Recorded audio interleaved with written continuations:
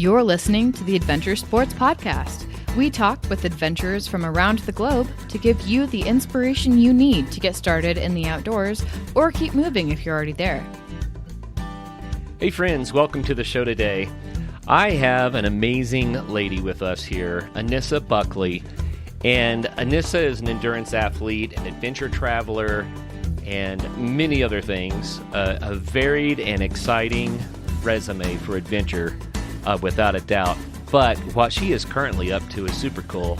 She has a company called Be Untethered, and the goal of this company is to train people in their midlife years and then do adventure travel with them. So it's a train and travel combo. I love the sound of that because so many people get to a certain age and they say, you know, maybe I don't have it in me anymore. But you do if you train, so you just need a little help. Anissa, welcome to the program. Hey, thank you for having me. I'm super excited to be here. This is going to be fun. So, Anissa, we were just talking about some of the big adventures that you've done, and you've done an Ironman. I mean, anyone that's done that, that's tough, right? You've summited Kili 3 times, which is amazing. You've gone up other high peaks around the world, including bicycling up 14ers, and it just goes on and on and on and on and on. How long have you been doing big adventure like this? It started in 2014 for me, and just a little backstory for 2 seconds. That was an apocalyptic year for me. Both parents passed away. I went through a divorce, and I sold a second company. So I sort of lost, we call it the identity of being the daughter, the wife, the businesswoman.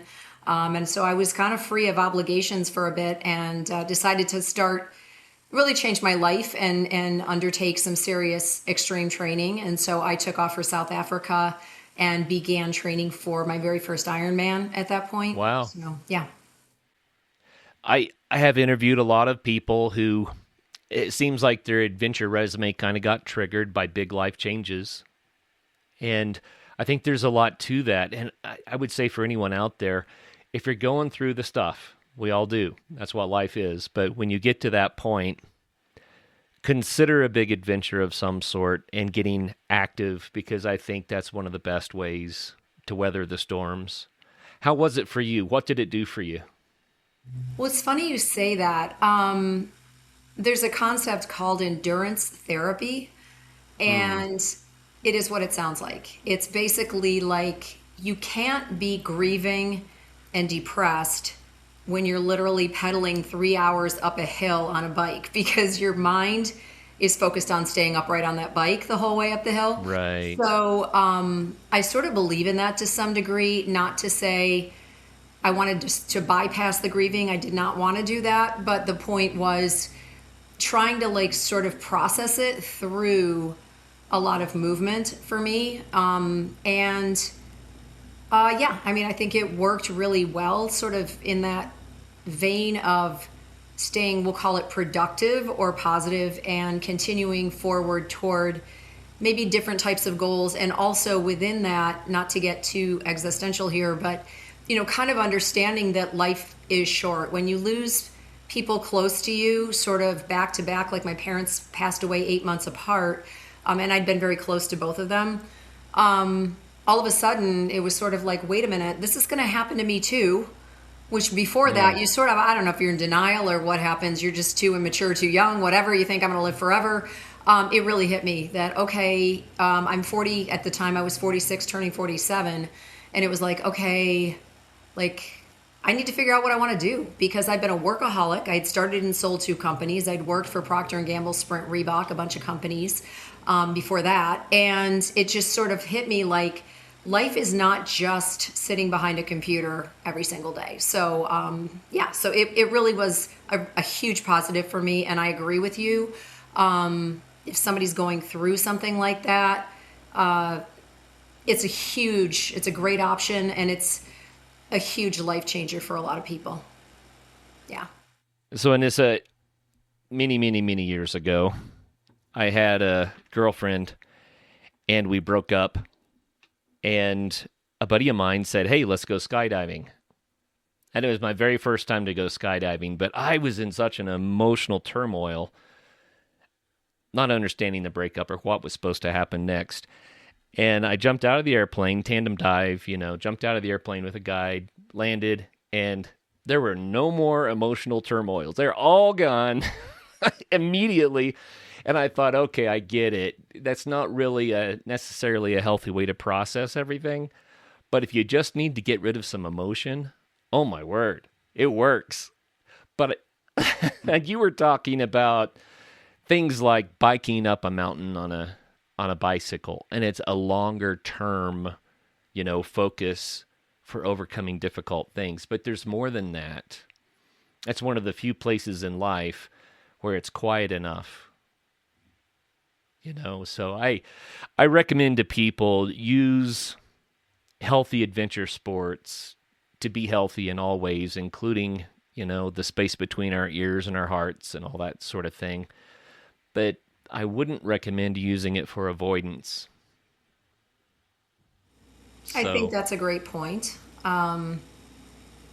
In retrospect, I'm not sure how to answer it from my side of things. Not answer it, respond to it, I should say. I really did a 180-degree shift of life, quite honestly. So it's more than just the sport piece of it. I literally went from living in a 5,000 square foot house after the divorce to living minimalist in an RV and or an Airbnb and living with the backpack on what was on my back. So it was a life transition more so than just an adventure right. It's all adventure to some degree, but I really just took a big shift in life of getting rid of stressors. So for years, the 14-hour days at work, the constant focus on, the house, the lawn, the pool, the jacuzzis, the this, the that, the cars, and I just knew that it didn't make me happy. I wasn't happy with the things. I was happier with the experiences. And I knew I hadn't had enough of them at that point in my mid-40s. And so it's an if not now, when kind of mentality that hit me. So it wasn't just the parents passing, it was the divorce and it was the exit from the business all at once that freed me up. And a lot of people don't ever have that opportunity. So I'm extremely aware and be grateful that I was allowed, I was able to go do what I did because it really was life-changing for me. And so since that point, I've carried forward with trying to figure out how to help other people have experiences that are transformative like that. And that's a part of the reason I started Be Untethered, and the experiences I've now had with other women going through similar situations. And I could go through a laundry list, whether it is a marriage breakup, it's a mentally challenged child that's now in their 30s being put into a home for the first time. Prior to that had been living with his mom, giving her a little bit more independence. It's leaving a job, retiring, and all of a sudden not sure, like, what is my value? Not that sounds a little bit, crazy, but you know how it is. We all go through it. It is a transformation of Absolutely. Who am I? What's my identity? So anyway, not to get way too in the weeds, but it's why I started the company, is to give women a place to go. And I do, like I mentioned, I've done a couple of co-ed trips as well, but it is to give people a place to go, to be a part of a community where everybody is accepted. And it's about really training and traveling together so that you've got accountability, you've got a plan, you're working with others to get yourself ready to undertake this adventure, and then going together. So you already know the people that you are undertaking this adventure with by the time you show up on the trip, which is kind of nice. So yeah, it's kind of why I did it. I love it. I think it's fantastic. I climbed Kili last January, and it was with a group of guys. There were 15 of us, and almost all of us were 50s or above. I think our oldest member was 72, and a lot of guys in their 60s.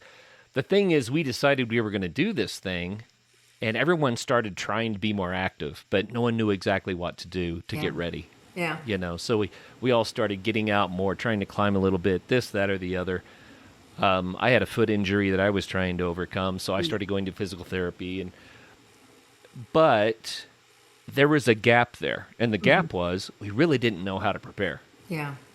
Everyone tried to do something, and in the end, all 15 of us did Summit. So I guess it kind of worked, but I love your idea of helping people with the preparation. So you have a background in personal training, in health and fitness, right? I do. Tell us a little bit about that background. Well, it's kind of crazy. So you're going to see I'm a bit passion driven. So as I mentioned, I think we caught that earlier, that I'd spent a lot of time in corporate and in startups. My second startup company was a company called Real Life Food and Fitness. So it was the idea of putting everything under one umbrella that would help somebody to basically get their bodies in condition to undertake something. So very, very similar concept to Be Untethered, except in a brick and mortar environment. So we had fresh 500 calorie meals, so we had plans for people there. We had health coaching to be accountable, and then we had this group training piece to it. And so back in 2014, I ended up training a group of about 25 to go to the Spartan World Championship together. And so again, this all comes out of, prior to that, me getting certified as a personal trainer to be able to lead those types of expeditions, we'll call them. Because I've known for a long time in my life, I just have had this drive, this passion to bring people together to attain a goal. And in all honesty, we know from research that this is a downfall of people with exercise, is not being accountable to somebody else. And it's a lot easier to just tell yourself, I'm not going to go today, than it is to tell your friend or your teammate, like, hey, I'm not showing up today. So when you have that accountability, that pulls you through whatever the endeavor is. And you may know this, but basically there's research that shows that your pain is actually cut in half when it's experienced with other people. And I will tell you, hands down, from my Ironman training, going through 6 hours on a bike in 105 degrees and 90% humidity in Austin, Texas, or in Playa del Carmen, Mexico, I'm not sure I would have gotten through that by myself. I'm so grateful to have my biking groups, same thing with the running group, same thing with the swim group. It's what drives you through things. And so I'm a big fan of group activity in terms of getting through those hard things. So I don't think I answered your question on how did I get to the training piece, but that's where it started with me, was in 2013, we launched that company.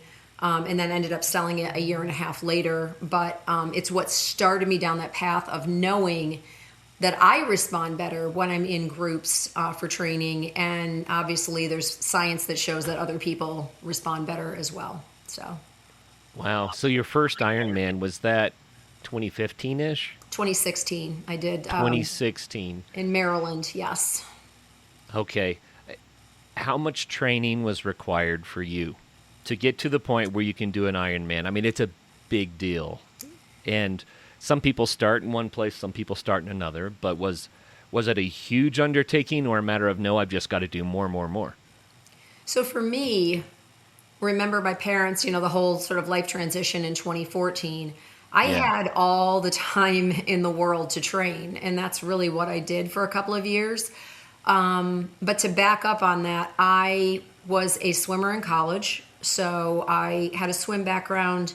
I had done a marathon before, so I knew what that was about. And I ended up being a very strong cyclist. That was kind of my signature piece of the entire event. So I had bits and pieces of the background of an Ironman, but the funniest part is, this was kind of my nature. I tend to go big or go home, and I had never even done a triathlon when I signed up for this. So why not do a full Ironman if I've never done a triathlon? So I had never put it all together. And that was really interesting the first time. The first time you get off a bike and you try to run, it's like you're running on Jello sticks. It's like, whoa, where'd my legs go? So, so it took me To answer your question, I was putting a lot of time into training because I had the time. I probably put in 20 to 25 hours a week, I would say, training for that. Wow. Yeah. That's commitment. And it worked. It was. Yes, it did. And I became obsessed with it, quite honestly. And I did a lot of halves after that. And then I got really heavily into biking. So I did, like Mount Evans several times, which is in Colorado. There's a whole race up there, and Pikes Peak, and, a lot of Colorado cycling. And of course, mountains, like in different countries where I would find a mountain and climb the mountain, because that was my passion, was seeing, like Mount Rose in Nevada, another one of my favorites. I mean, there's just so many great places, Mount Lemmon and Tucson. I could go off, and it's all coming back to me right now, but I just, I really miss it. But ultimately, and I'll tell you the story at some point when you want to hear it, I haven't been on a bike in 2.5 years. I had an incident with a car. So I, oh, no. Yeah, so I, well, it's a good and bad story. The good news is I'm here, and I wasn't hurt badly. So I was coming down a highway in Phoenix, and essentially I was near a shopping plaza where there were lanes on both sides of me. So there was a turning lane on my right side, and then there was a regular car lane on my left side, and I was in the middle in a biking lane. And this elderly woman did not see me, and so she turned from the outer lane, sort of missed she didn't get into the turning lane. She turned left right in front of me, and so fortunately I was sort of coming up to a stoplight in a bit, and so I was slowing down, so I was probably going like 14, 15 miles an hour, but it's your body. I literally slammed directly into her passenger door with my knees. And it sort of messed my back up quite a bit, and certainly messed my bike up. But I use this as a positive story because I've been a strength trainer since I was 18 years old. And I do believe that the muscle that I've built in my legs from years of lifting weights is what allowed me to walk away from that without fractures and, breaks and whatnot. So 2 days later, I went out and ran 5 miles. And wow. Again, my back is not great. And the reason I really haven't been on a bike is I've been in New Hampshire, and it's like, minus 10 every day from, October to like July. So that's part of it. But but unfortunately, I talk like longingly and lovingly of my biking days, and I'm planning to get back to them at some point soon, I hope. Hey friends, let's talk about chewing gum for a moment. Nathan and Sons asked that I run this ad for them, and my first thought was, if this isn't really healthy, good stuff, I don't want to do it. I'd had their gum already, and I found it kind of unique and fresh, but I wanted to make sure that it was a product that I could stand behind. So I looked into it, I looked at all their ingredients, I looked at the product, and actually I'm very impressed. It's quickly apparent that this isn't regular gum.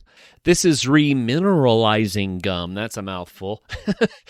You brush your teeth in the morning and at night, but after lunch, there's this gap where most of us do nothing for our teeth.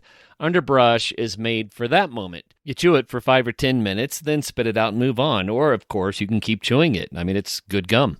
It's made with hydroxyapatite. It's the same mineral that your enamel is made from. And natural saps, this is a cool part, like mastic and spruce. So it has this firmer, really satisfying chew. They actually make it themselves from scratch. The company is only a few years old, and the team is literally making, packing, and shipping gum every day. So if you want a simple daily upgrade for your teeth, check out Underbrush from Nathan and Sons. Hey, a brief coming-of-age story. When I was 17, my mom and dad and my sister and I decided to do an extended family road trip. We made it as far south as Carlsbad, as far west as Sequoia National Park and Yosemite National Parks. We made it as far north as Glacier National Park. But there, I split off from the family. They went home, and I went to Seattle. I met my friend Jason. He and I traveled all the way across Canada, down the eastern seaboard in a 1968 Volkswagen, and we camped in a tent the whole way across the North American continent. I came back changed. In many ways, I left home a boy and returned home a man. It was life-impacting. We didn't fly over the North American continent. We traveled through it. If you would like to connect the dots of this continent, then today's sponsor is here to help. I'm talking about Outdoorsy, of course. Outdoorsy has thousands of RVs and campers nationwide. They're available right in your neighborhood, and you can drive it yourself, you can tow it, you can actually have it delivered and fully set up your destination if you want to. They have comprehensive insurance, 24/7 customer service, roadside assistance, so you have built-in peace of mind. It's a great value. It's often less expensive than hotels, and it allows for a really fun family and group approach to travel. It's available to renters 21 years and older. So get your RV in 3 simple steps. You search through the inventory and choose one that's right for your trip and your group size. Book it with confidence and hit the road. It's that easy.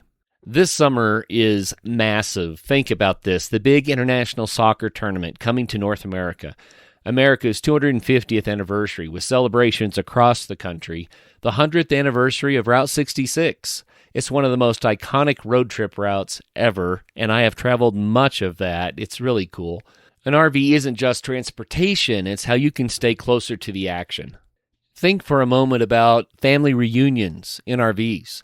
How about traveling with parents or grandkids, friends, or even pets? How about getting closer to the trailhead or the river or the beach than the hotel allows? And how fun would it be to have an RV for music festival weekends?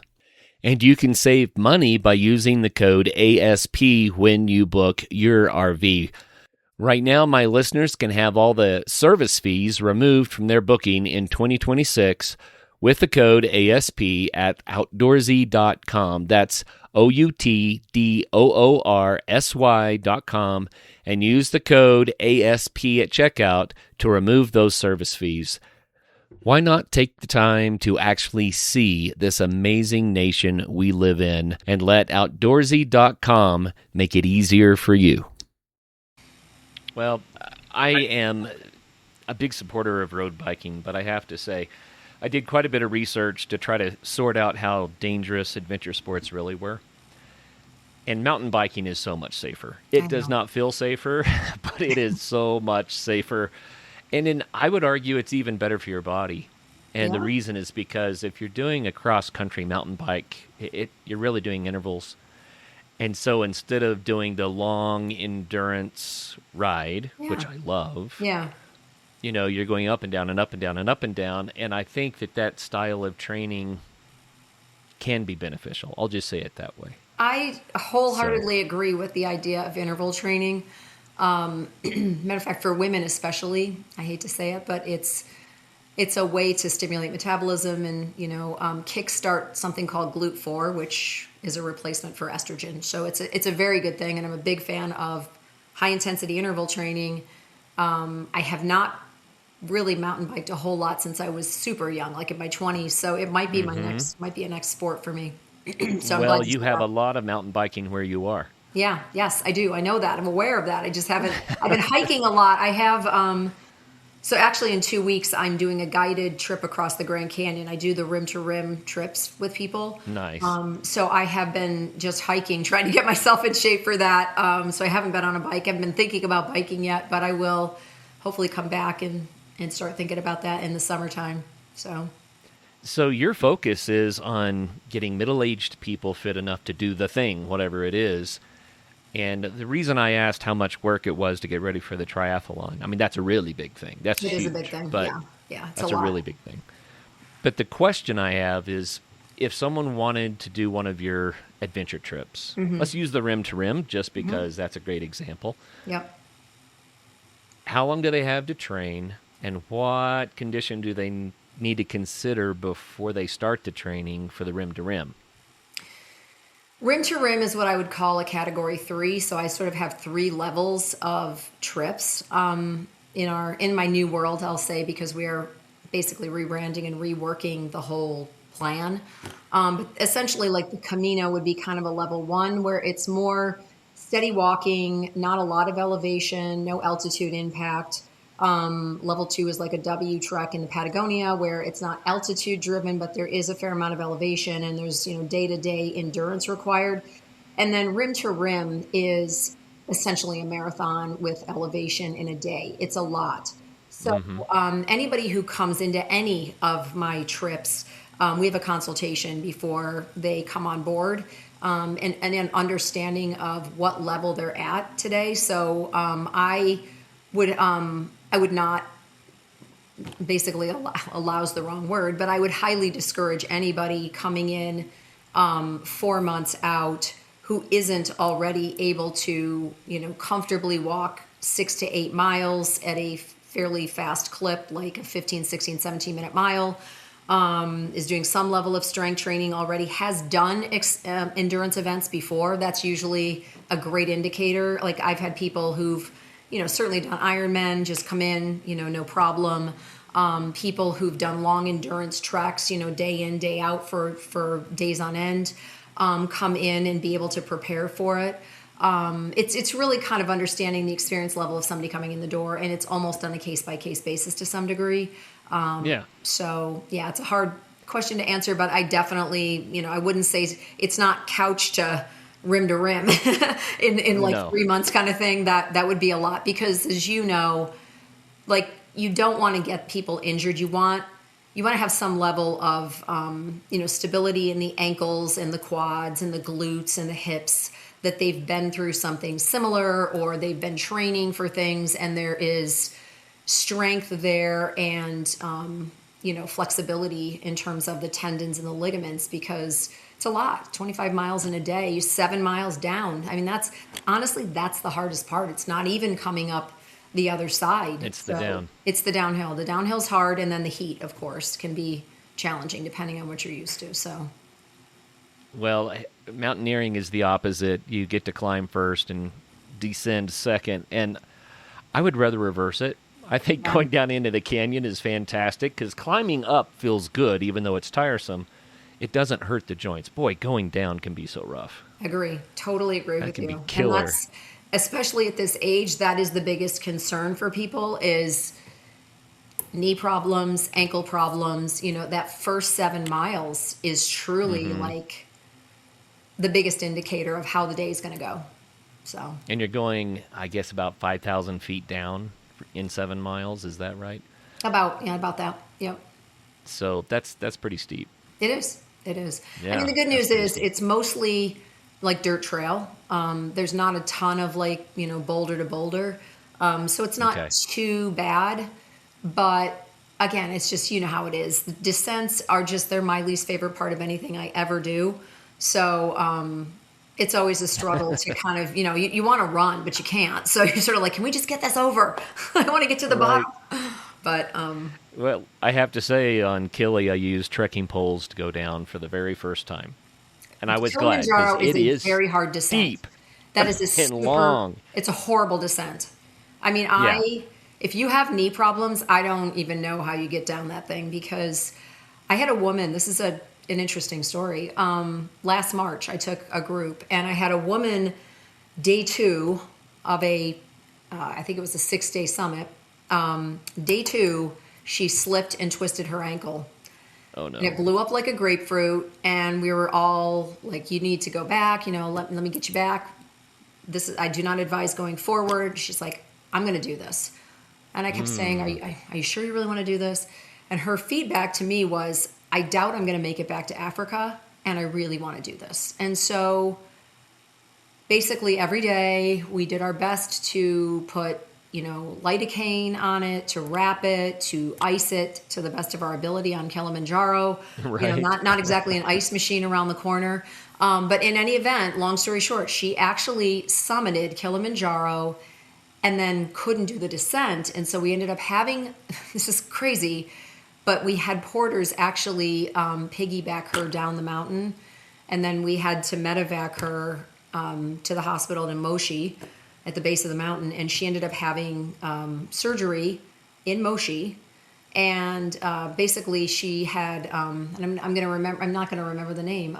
It was a fracture, but it was a dislocation essentially, and so she had a sort of a temporary surgery, we'll call it, to like move a part of the bone back into place, and then she flew back to New York a couple of days later and had like a bigger, more comprehensive surgery. But So I one of mean, those she metatarsal summited things. with this That is crazy. Is that not good crazy? for her. Yeah. Good That's for when I her. start feeling like, okay, I've done nothing with my life, you know? Like, I haven't had broken bones in what I've done, so it's pretty crazy. Yeah. Well, and you did a category 1, 2, 3. Do you have a category 4 Not yet, but I'm level? working on it because that's kind of my thing is, you know, I'd like to find, I need to get a new motivator for myself. And I don't know what that's going to be yet, but yeah, are you interested? Do you have any Category ideas for 4. me? Well, if a rim to rim is a category 3, I mean that's substantial. It's a lot, but I mean, you're like a rim to rim to rim would be a 4 for sure. That would be a Or 4. like I a would two, say an like a 100 Ironman. miler. Like I did an ultra, but it was only 42 miles. I mean, that's not my thing. Running, That's a lot of distance. it is a lot of Yeah. distance. It is. People do it, and more power to them. Yeah. But that's fascinating. Okay, so let's go to the category 1. Okay. If somebody really does want to do a couch to category 1, they're like, okay, you're inspiring me. I've been wanting to do this for years. I need to set a big goal, and I need some help. What are your recommendations there? Well, I would get them started with training, and that would be, you know, strength training in their hometown. I personally don't have an online course. I know many people who do in the midlife category range. So, I mean, I could advise them to either use that or find a trainer, and then I could give them things to do. I do not run like half year and full year programs of training. Mine are pretty specific to the trip. And part of that is because we do go over nutrition and hydration strategies, gear selection, you know, trip logistics, all the other details. So it is not just, even though we do weekly calls, it is not just centered on the physical training piece. So I'm really there to kind of be the expert on the expedition. What is it that you're going to need? So if you're going to Kilimanjaro, yeah, you may want Diamox, start taking it 14 days in advance, blah, blah, blah, that kind of stuff.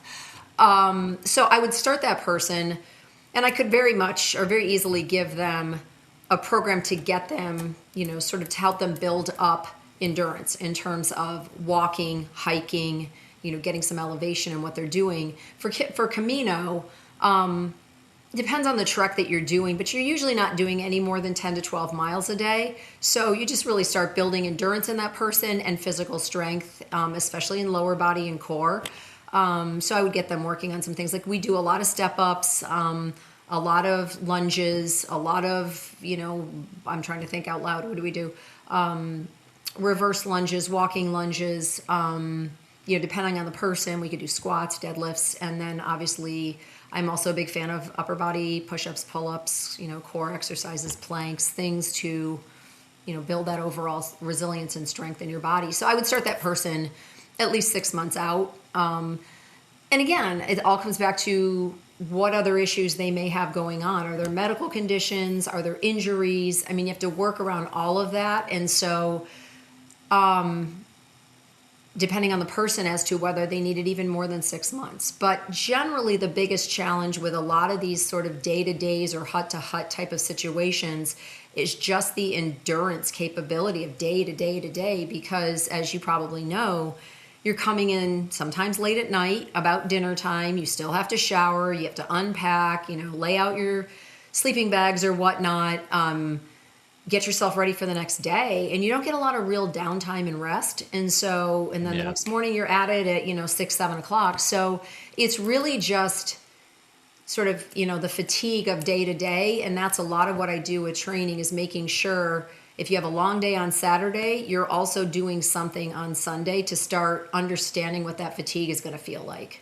So for those level 2s and level 3s, the weekends turn into a bit of a, you know, they're focused on training. So it's a slog fest. It is, but it's a commitment, but you know, it's a period of time. It's 3 to 4 months, and it's with the intent of reaching a goal that you want to do, and it's with other women who are doing it too. And most of these women, a lot of women come in with another friend, so they're spending their weekend with their friend doing these things, and quite honestly, they're happy, they're thrilled that oh my gosh, we walked 15 miles on Saturday, or we hiked 4,000 feet on Saturday and Sunday. So it's nice to see achievement. Well, one wonderful thing about it is that you set a big goal, you have some help achieving it, but it kind of could be a reset. Yeah. The way I'm looking at it is, well, I used to do stuff, and maybe I'm not quite ready, but maybe I want to again. Mm-hmm. And once you complete the big goal, you go on the trip, whatever it is, then your body is ready to keep going. That's exactly right. You are exactly right. To date, I've had about a 75% repeat rate because Nice. exactly what you said. It's not about me. It is about the fact that they achieved something and they're like, what's next? So I've had people who started out in Patagonia and then they're like, okay, Kilimanjaro, and then it's rim to rim. And now they're like, well, what's next? So it is kind of cool. That's why I am thinking of Category 4. I'm like, okay, what is the next thing? And The circuit around Mount Blanc would not be Category 4, but have you done that one? I have not, interestingly. That would be a great one. I've heard that. Thank you. Have you done that? No. I've talked to people who have, but I Okay. just think I've seen pictures, the scenery and the way that it works, because you don't have to go backpacking per se and sleep in the tent on the ground, but it can be as physical as you want it to be, Yeah. depending on the distances you choose and what have you. But Yeah. just absolutely stunning Oh, I know. scenery. Chamonix, it's on my radar screen. I have a lot of things on my radar screen. I'm adding Bhutan next year, and likely the Dolomites, and then we'll go back to the Camino, Kilimanjaro, Patagonia, rim to rims. But I am looking at that one.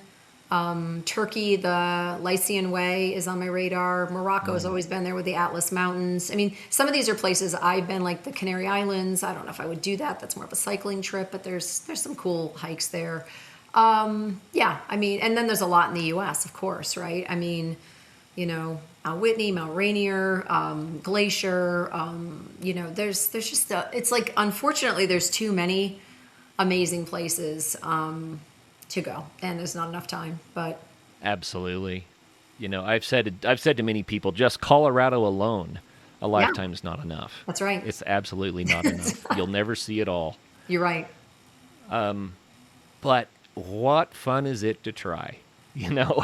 That's the beauty of it. So Absolutely. if people want to learn more, they can go to your website. It's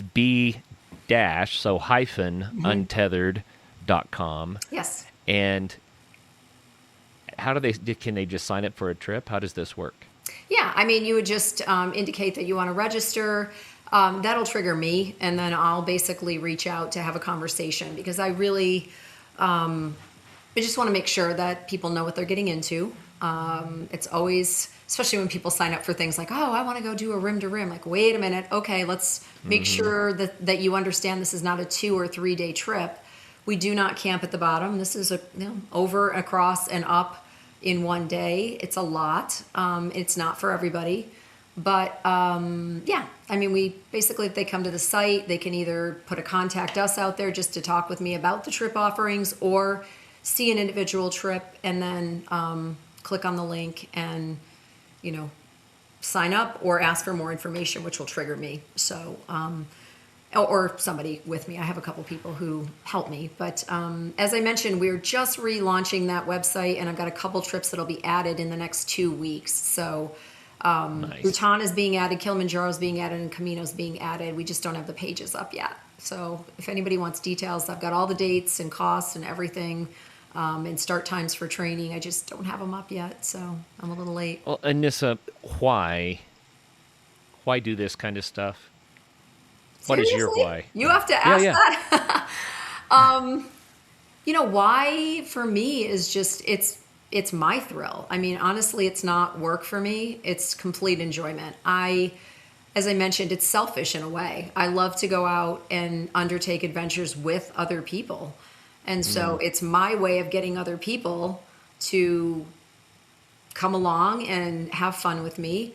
And it also does allow me to hopefully help women feel comfortable achieving things that maybe they aren't comfortable signing up for right when they sign up, but then they start realizing they can do more. And so maybe a little bit of a cheerleader, and maybe a little bit of an enabler, in that I can help people overcome some of those concerns that they have, because I've seen a lot. I've seen a lot of it with people I've either taken on trips or women that I've done events with, whether it's Ironman or biking trips or hiking trips or runs or whatever. I've been active most of my life, and I've been around the block in a number of ways. I didn't mention this, but I'm a supplement, peptide therapy, nutrition. I have a nutrition certification. I've spent a lot of time in this space, and so I have seen things that work if there are injuries or weaknesses or areas of concern. So I can usually at least point people in the right direction for that too. So all in all, it's a selfish endeavor because I enjoy it. You've got the full toolkit there. It's story time. We need to hear some stories about some of these experiences. Okay. So think of one that was humorous or life impacting, or you wouldn't believe this unless you were there. One of those sorts of stories. What do you have for us? Oh boy. So this won't make me sound very smart, and it might make people question whether they should trust me on a trip, but I'll tell it.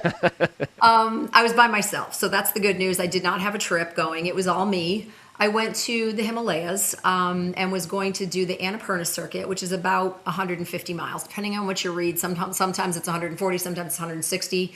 Depends on if you go all the way around it, from Besseshwar all the way to Pokhara.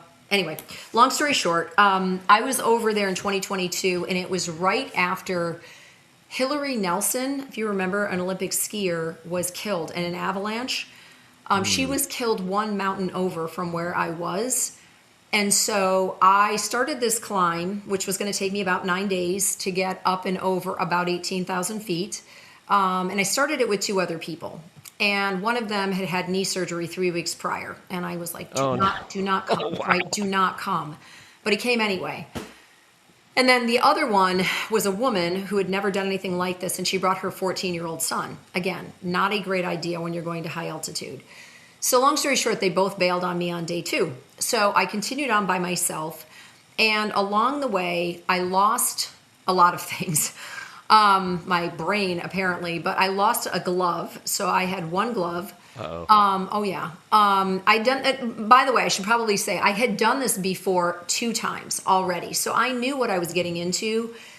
Interestingly, the other 2 times I had gone over the Thorong Pass, I'd worn t-shirts at the top. I'd been able to take my coat off for pictures, and it was warm enough.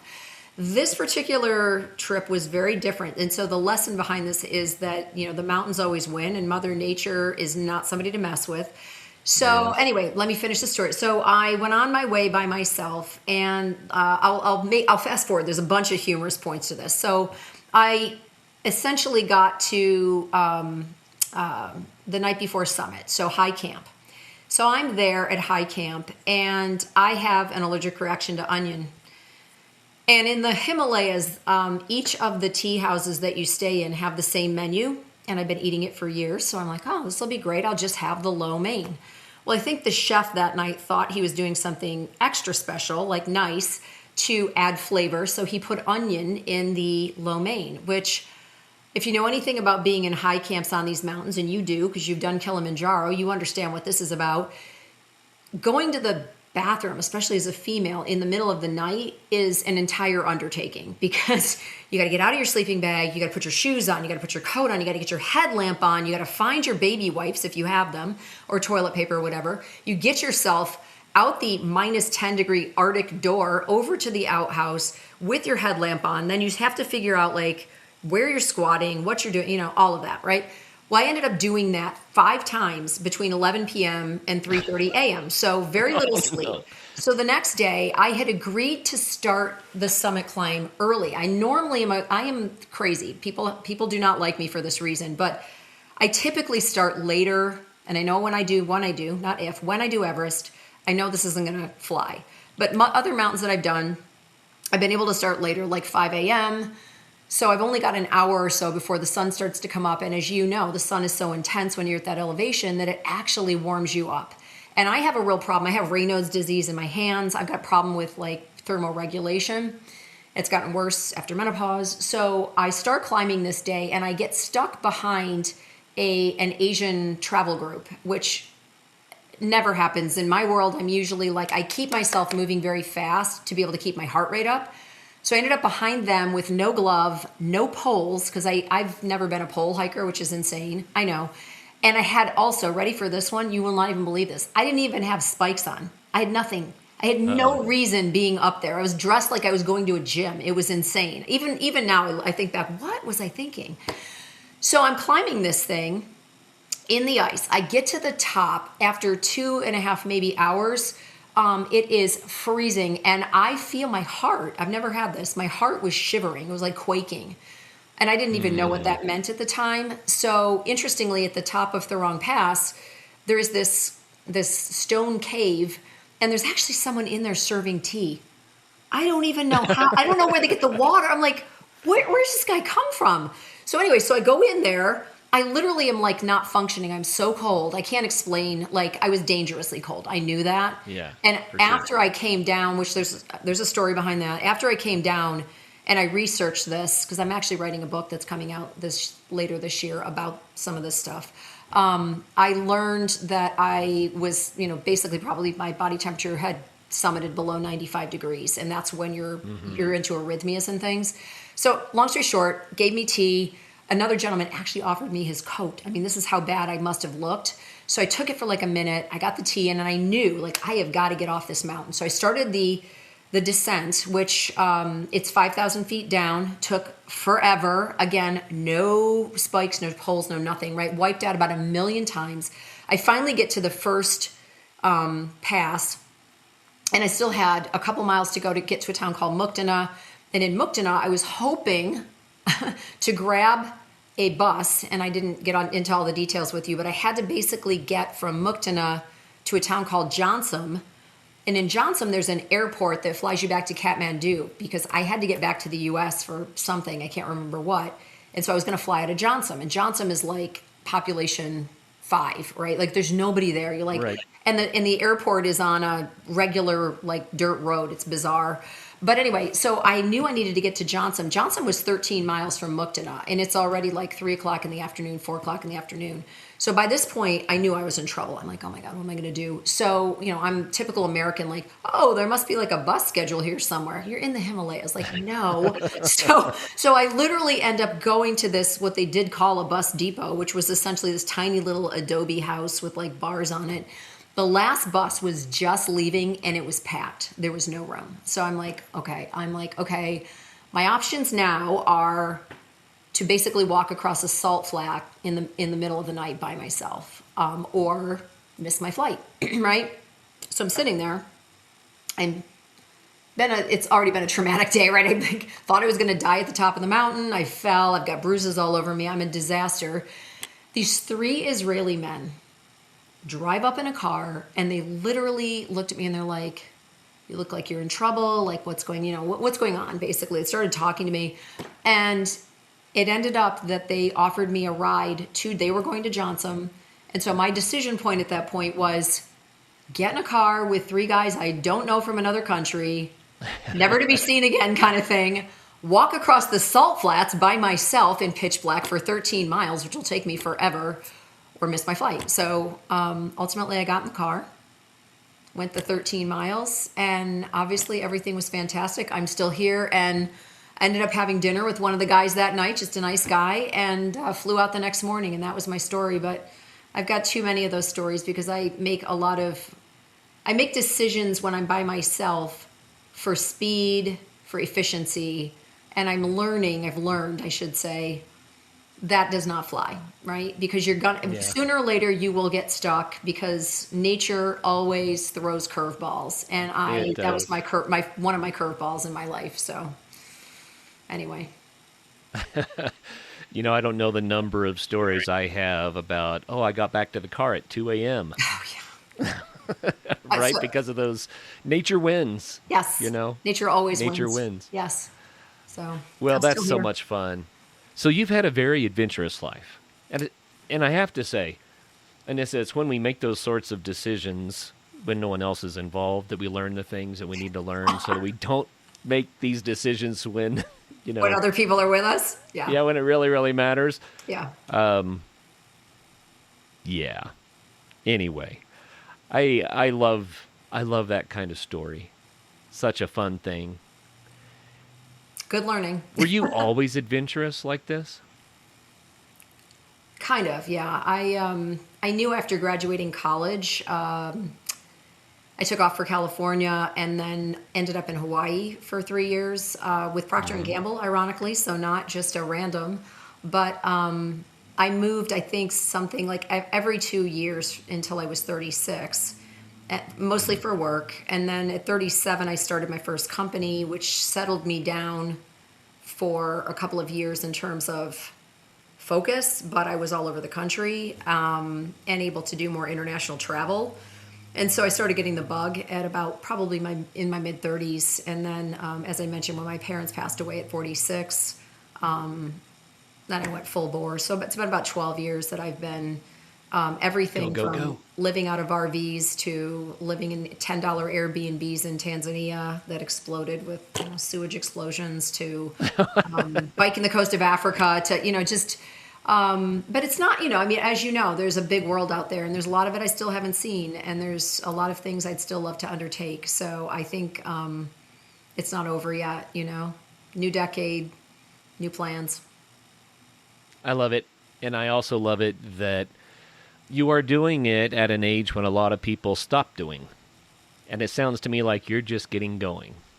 I'd like to think so. And I think you and I were roughly the same age, and I think we're on the same wavelength in terms of what life is about. And and this is no disrespect to anybody, just for me personally, I don't fit the mold anymore of wanting to go shopping and buy the expensive shoes and wear the big dress, and I just don't have that in me that I did in my former work years to have all the things and buy all the clothes, and I'm much more interested in an experience. And I think that's actually a trend. I don't think that's just me. Like, I have a very good friend who, her husband exited a company 25 years ago, made a very nice chunk of change, exited the work world, and they stayed in one place, a very nice place, for a long time because they had kids. And so the kids finally are gone. And they sold their house, and they've been traveling now for about 1.5 years. And she actually said to me the other day, like, I don't know if I ever want a house again. And I mean, they've got all the resources to do whatever they want, buy any house they want. And I think it's very telling. I think a lot of people, once they start getting out of their comfort zone, being comfortable, being in a different culture, being comfortable that this is not the only way to live. There's no one right way to live. And I think as Americans, I hope this is changing. But I think sometimes we're sold that we're the best country in the world and that there's no other comparable place that you could be happy and live. And as you and I know, I mean, there's phenomenal people and things to see and things to do everywhere. And so I always say, like, I got my butt handed to me this is a funny 2-second story. When I was training for my first Ironman and I thought I was in the best shape of my life at 48, 9 years old, whatever it was. I did go to the Himalayas at that point, and I was trekking, going up a mountain, and I had a little woman run by me. She had long gray hair. I mean, I know for sure this woman was over 60. Long gray hair, very wrinkled. She had a 60-pound bag of rice on her back and rubber sandals on her shoes, and she flew by me like I was standing still. And I thought I was all that, So right. It's... lifestyle, it's the blue zone to some degree, but yeah. So I'm a believer in it. And it's not too late either. I just want to encourage people. Yeah. If you think it's too late to adopt an active lifestyle, it's not. I've talked to hundreds of people who got a later start or came back from really challenging health challenges and have just adopted a lifestyle that now they love. They're thriving and they just want to do more and more and more of it. If people want to learn more, what's the best way to get in touch with you again? It's probably our website, which is be-untethered.com. We certainly have social media handles, which looks like Buntethered. Unfortunately, we don't have the hyphen in there. They don't allow it, but it's Buntethered. those are probably the two best places to find us, and always available for questions or chats or whatever. So yeah, I love to talk about this stuff. As you can tell, I haven't stopped talking, so thank you for allowing that. Oh, it's so much fun, Anissa. I love what you're doing. Thank you. And thank you for sharing with us today. Thank you so much. I appreciate it, Kurt. Oh, you bet. Everyone out there, wow. I always say get out there and have some fun, but Anissa is here to help you do just that. Get out there and have some fun.